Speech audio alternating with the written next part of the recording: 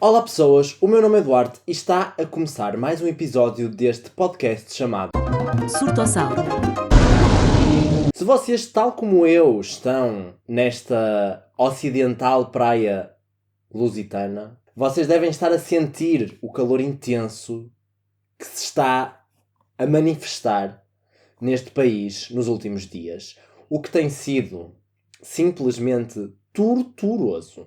Ou tortuoso. Eu até estava com esta camisa, porque achei que esta camisa ia ficar super cool, assim, no enquadramento, ia ser super algo a mais, mas eu vou ter que a tirar, porque está mesmo muito calor. Aliás, apetecia-me tirar o resto da roupa toda, mas não posso fazer isso em frente à câmara. Hoje, como prometido, eu vou falar sobre comfort food e algumas comidas que eu costumo fazer para me sentir mais confortável ou para aliviar um pouco a dor do dia-a-dia na sociedade capitalista. Mas antes disso eu gostava de falar sobre alguns outros temas, porque eu pensei, se eu for falar o episódio inteiro sobre comida, primeiro vou provocar demasiada fome a muitas pessoas. E em segundo, eu sinto que vou fazer com que o episódio seja muito mais chato do que ele necessitava de ser. Então, hoje vamos falar um pouco sobre vários assuntos, a começar pelo facto de que começou junho, o que significa que foi o dia da criança, quando eu não lancei podcast, porque não consegui lançar na semana passada, mas também quer dizer que estamos a entrar no mês do orgulho LGBTQIA+, que é este mês em que nós iremos ver várias empresas que durante os outros 11 meses do ano patrocinam governos e líderes de partidos de extrema-direita e partidos de extrema-direita e durante este mês continuam a financiar essas mesmas iniciativas de extrema-direita, mas vão colocar arco-íris e outros símbolos, que tal, nas suas marcas e nos seus produtos. Nós já sabemos, isto é uma prática recorrente, empresas que colocam bandeiras LGBT durante o mês de junho para assinalar o mês do orgulho e depois passam o resto do ano, incluindo o mês de junho, é o ano inteiro mesmo, a patrocinar a extrema-direita que atenta contra os direitos das pessoas queer.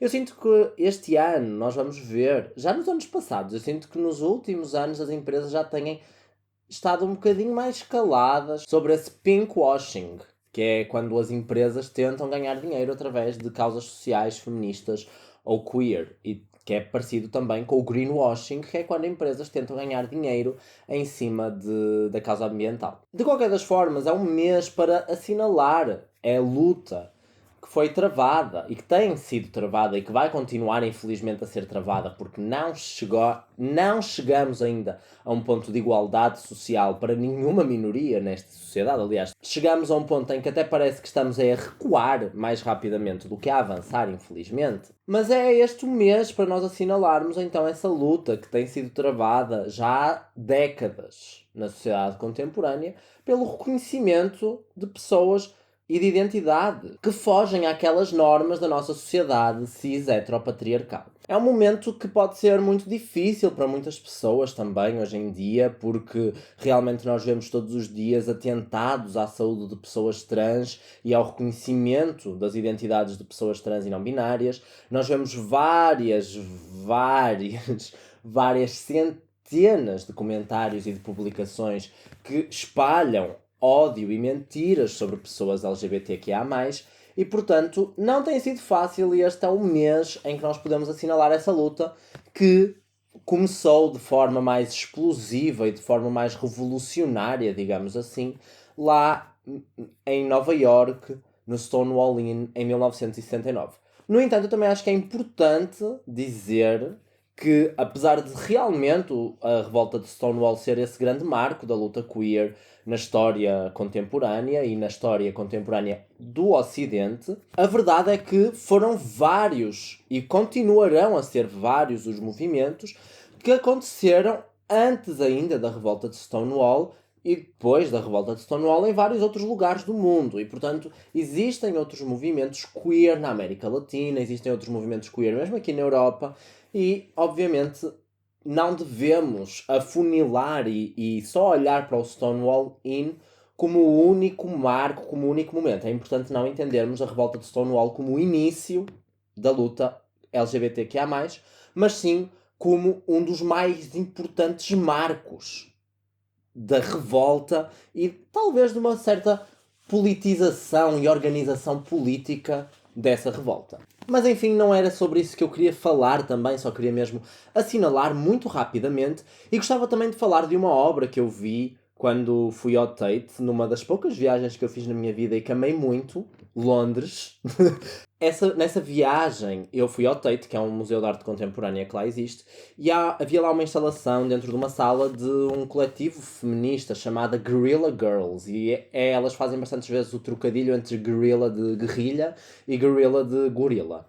E havia um cartaz delas que eu achei muito interessante, que era 10 factos, digamos assim, 10 regras para tu saber se és um token no mundo da arte. Para quem não sabe o que é um token ou o que é tokenização no contexto das lutas sociais, um token, digamos que é quando um certo grupo, como por exemplo um museu, uma estação de televisão, um jornal ou uma instituição, aproxima-se e chama pessoas de uma determinada minoria, não por causa dessas pessoas terem alguma relevância no seu trabalho ou por ser reconhecida a relevância desse seu trabalho, mas sim só porque essas pessoas fazem parte dessa minoria. E isso é muito comum em museus, por exemplo, que é convidar artistas durante o mês do orgulho LGBTQIA+, mas durante o resto do ano não se convida artistas queer, nem artistas mulheres, nem nenhum tipo de artista que não seja branco, homem, cisgênero e heterossexual. E isso é uma coisa muito comum em Portugal, não é? Que é março, vamos assinalar o mês das mulheres, que é importante nós falarmos sobre artistas mulheres. E depois, durante o resto do ano, falamos só sobre artistas homens. E isso é uma coisa muito comum. E nesse cartaz das Guerrilla Girls tinha essa questão de que se só te chamam para participares em museus e para expor a tua arte durante o mês do orgulho, ou durante o mês de março da libertação feminina, ou durante o mês do orgulho negro, então isso significa provavelmente que estás a ser bastante tokenizado. E eu achei muito engraçado. Eu tenho uma fotografia desse cartaz, encontrei outro dia quando estava ali a dar scroll na minha galeria, que eu estou a tentar apagar fotografias, porque como já vos disse tenho a iCloud cheia. E portanto encontrei essa pérola incrível das Guerrilla Girls. E há várias coisas do trabalho delas que eu acho que é muito interessante. Então fica aqui já uma recomendação cultural para vocês, caso vocês tenham interesse em saber mais acerca. Por falar em recomendações culturais, eu tenho lido um livro, ou tenho andado a ler um livro chamado O Quarto de Giovanni, do James Baldwin, que é um livro que eu penso que ele seja mais ou menos dos anos 60, mas eu vou verificar aqui, que eu tenho aqui um computador à minha frente já para isso. Na verdade, foi lançado em 1956, então nos anos 50, e é um livro que eu recomendo do que eu tenho lido. É um livro sobre um romance entre dois homens em Paris, nos anos 50, lá está. E é um romance muito interessante. Até agora, onde eu tenho lido, ainda não aconteceu nenhum romance entre esses dois homens, eles só se conheceram. Mas, de qualquer das formas, o livro é bastante interessante, mesmo literariamente. Estou a gostar. Talvez não vá gostar quando acabar de ler, mas isso é como tudo. É literatura e arte e cultura são coisas voláteis, então qualquer coisa no próximo episódio digo se gostei ou não, porque penso que vai acabar o livro rapidamente, porque ele é bem fininho. Se vocês me estiverem a ver em vídeo, eu estou neste momento a mostrar como ele é assim mais ou menos fininho.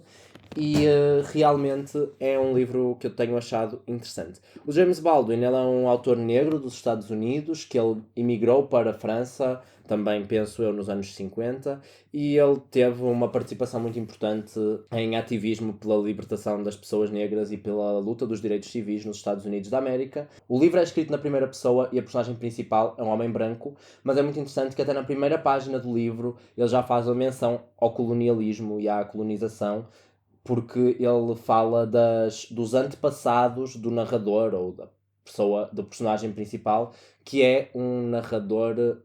Como é que se diz? Eu não me lembro de como é que se dizia quando um narrador faz parte da escrita. Eu tentei procurar na internet, mas eu não encontrei porque não tem sites nenhuns em português de Portugal, e eu sinto que estas palavras que estão nestes sites de português do Brasil são ligeiramente diferentes. Então eu depois irei procurar nos meus livros de português antigos que estão ali empilhados numa prateleira para descobrir mais sobre quais é que são os tipos de narrador. Mas pronto, ele é um narrador em primeira pessoa e até agora eu estou mais ou menos a digamos, um quarto do livro, acho eu. Ok, eu estou na página 66 de 190 páginas. Estou literalmente a um terço do livro. E, portanto, até agora tenho gostado bastante. A escrita é muito interessante, eu acho, e recomendo, caso vocês queiram ler. Agora, falando finalmente, depois destas recomendações culturais sobre comfort food. Bem, eu queria falar um bocado sobre comfort food porque eu adoro cozinhar e, portanto, eu acho que eu tenho os dois lados da mesma moeda, que é o comfort food e o comfort cooking, a comida de conforto e a cozinha de conforto.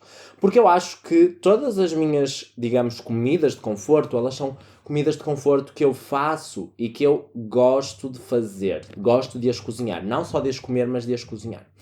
E, portanto, eu registrei aqui 3 receitas. Na verdade, eu registrei 4 receitas que, para mim, são, de certa forma, comida de conforto. E eu vou-vos contar um pouco. Mas agora que estou a pensar, ainda há outra comida de conforto que eu tenho aqui e que eu também vos quero contar.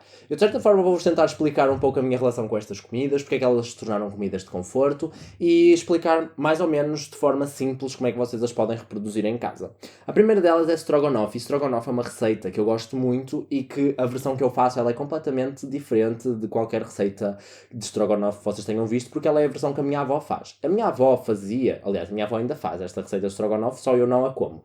Mas a minha avó faz como? Ela grelha bifes de peru e ela faz um molho à parte com courgette e cogumelos e natas, não é? E polpa de tomate para ficar laranja. E depois ela coloca em cima de massa espiral. Eu sei, é um bocado estranho. Massa espiral que eu acho que se chama fusilli, né? Eu não tenho a certeza, mas sim. Massa espiral da maiorzinha, não é daquela minúscula muito fininha.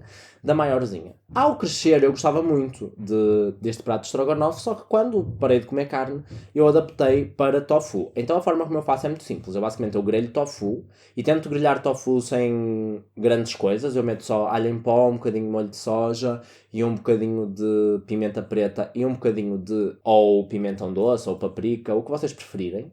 Grelho e deixo estar. E depois eu faço um molho de strogonoff normal, ou seja, grelhar os cogumelos ou fritar os cogumelos, fritar também a courgette fatiada. Depois eu meto polpa de tomate, meto um bocadinho de cerveja sempre, meto as natas, polpa de tomate acho que já disse, né? Sal, louro, que era importante ter colocado mesmo no início no azeite.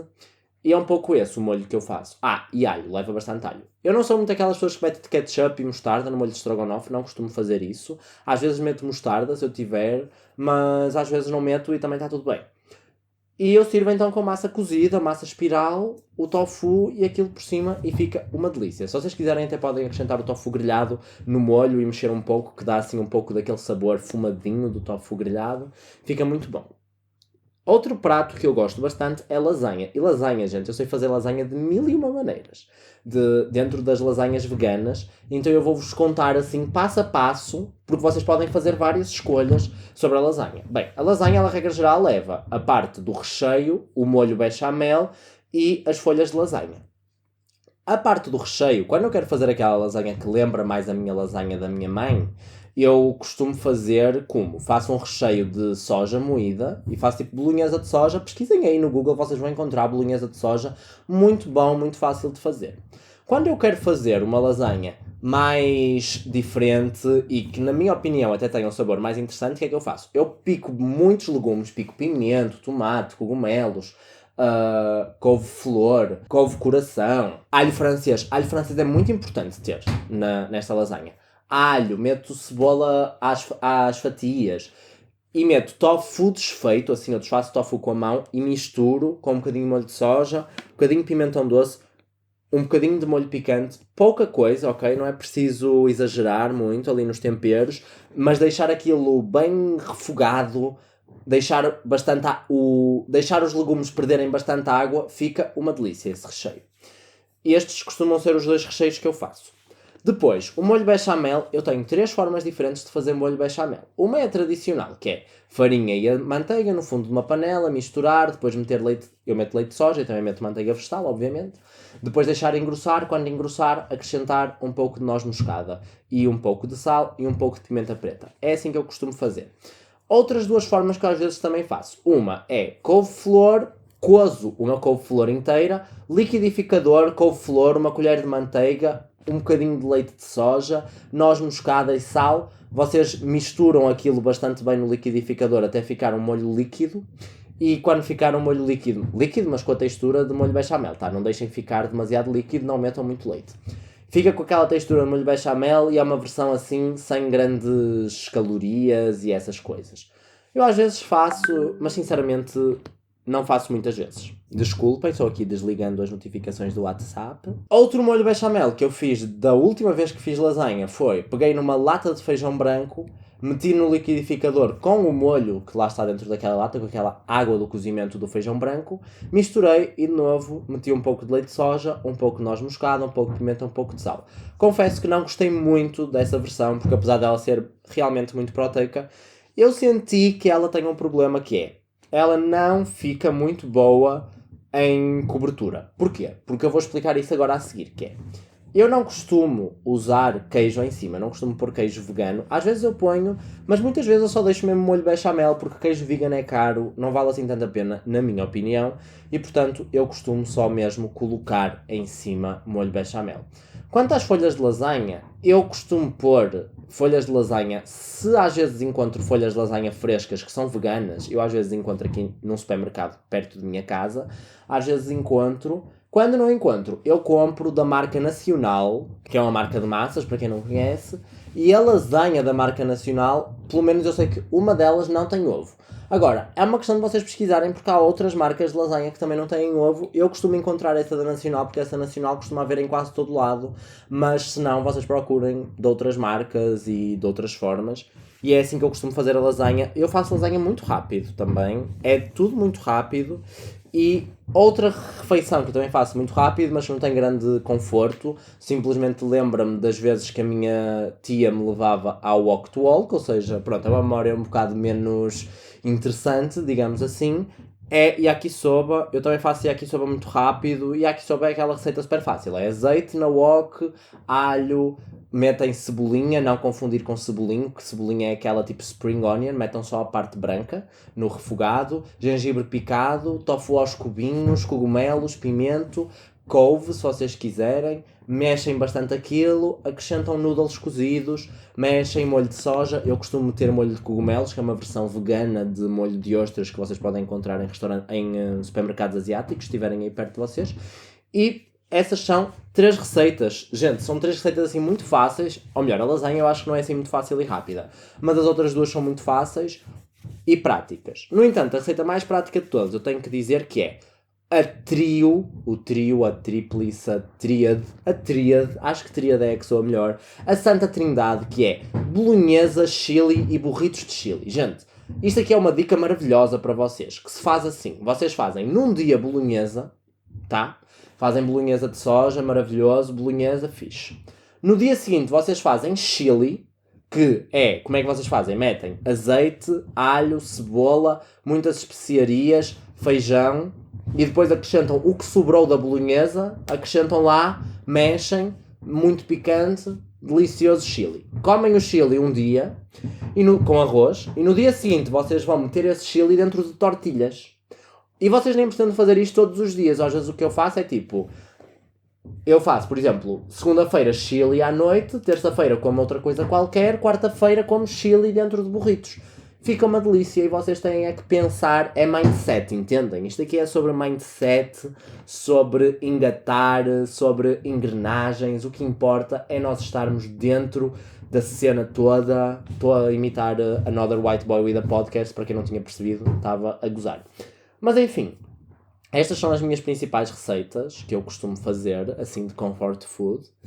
E sinto que comida de conforto, para mim, é uma forma de, às vezes, nós tentarmos nos conectar connosco. E isso era um bocado o assunto que eu queria mais falar hoje, mais de comida de conforto, porque eu, quando estava a pensar sobre este podcast, sobre este episódio, eu pensei que eu queria falar um pouco sobre comida. Eu pensei que comida para mim é toda uma experiência muito maior do que comer. E ultimamente eu tenho feito uma coisa uma vez por semana. As minhas aulas acabaram, mas antes das minhas aulas terem acabado, eu comecei a presentear-me uma vez por semana, à quarta-feira, em ao invés de comer na faculdade, eu ia comer fora só comigo, só na minha própria presença. Ia comer fora, tipo, atenção, não ia comer a nenhum restaurante, nada que se pareça. Ia comer uma sopa e uma fatia de quiche a qualquer sítio, assim, que fosse vegano e acessível. O lugar onde eu costumava ir ficava 1 euro mais caro do que a minha refeição custaria na cantina da faculdade, então acabava por ser um presente pequenino, tá? Era um presente económico para a minha pessoa. Nessas quartas-feiras em que eu tentava fazer isso, eu ia dar uma volta a pé para afastar-me, não é? Tinha que me afastar do lugar em que eu estudo, ia procurar um sítio para estar. Não ouvia música, às vezes sim, outras vezes não, mas às vezes é tão bom nós estarmos entregues aos nossos próprios pensamentos e eu sinto que muitos de nós acabaram por se esquecer disso durante a pandemia e devido ao confinamento. E eu sinto que eu fui uma dessas pessoas que me esqueci um pouco do quão bom é nós estarmos na nossa própria companhia e sinto que isso é uma coisa que eu estou pouco a pouco a recuperar e mesmo esta atividade que eu estou a fazer neste momento de gravar este podcast é exatamente um pouco eu estar comigo a falar comigo e para uma câmara, que é um conceito louco da modernidade, que é nós falarmos para câmaras em vez de falarmos para pessoas. Mas sim, de certa forma, aquela quiche e aquela sopa também se tornaram uma espécie de comida de conforto e não pela comida em si, mas sim pela atitude, mas sim pela minha atitude perante aquela refeição e é uma coisa que eu quero desafiar-vos a fazerem também, que é, aqui há uns tempos eu li sobre uns retiros budistas que se fazem cá em Portugal. Ao ler esse roteiro de retiro budista que havia cá em Portugal, eu espero que seja budista, se calhar não era retiro budista, se calhar era só de yoga, não me recordo. Ao ler o horário do funcionamento daquele retiro e as atividades que estavam lá elencadas, uma delas era pequeno almoço com degustação ou meditação alimentar. Era uma coisa assim, não sei explicar. Mas basicamente eu li uma breve descrição do que é que aquele conceito significava e era comer devagar e a saborear cada pedaço de comida que nós ingerimos. E então eu comecei a tentar fazer um pouco essa atividade, não com o intuito de meditar, nem não com o intuito de chegar a uma certa mindfulness, digamos assim, da comida. Não era com esse intuito, era mesmo só com o intuito de parar e de ser capaz de saborear um pouco o momento e ser capaz de olhar para estes momentos e para a nossa vida de uma forma mais apegada a ela, mais presente. Eu acho que é sobre isso, acho que é sobre presença, que é uma coisa que eu sinto que nós, nesta época, neste contexto histórico, temos muita dificuldade a criar. Presença. Nós estamos tão absortos no universo virtual que nós esquecemos de criar presença no nosso plano real. Nós esquecemos de criar presença connosco, com as pessoas que nós amamos, com as pessoas com quem nós gostamos de estar. Nós somos muito presentes na vida uns dos outros, de forma virtual, e nós acabamos por não ser presentes na nossa própria vida mundana. E isso é muito louco de pensar e muito estranho, porque é até triste pensar que nós andamos sempre a correr.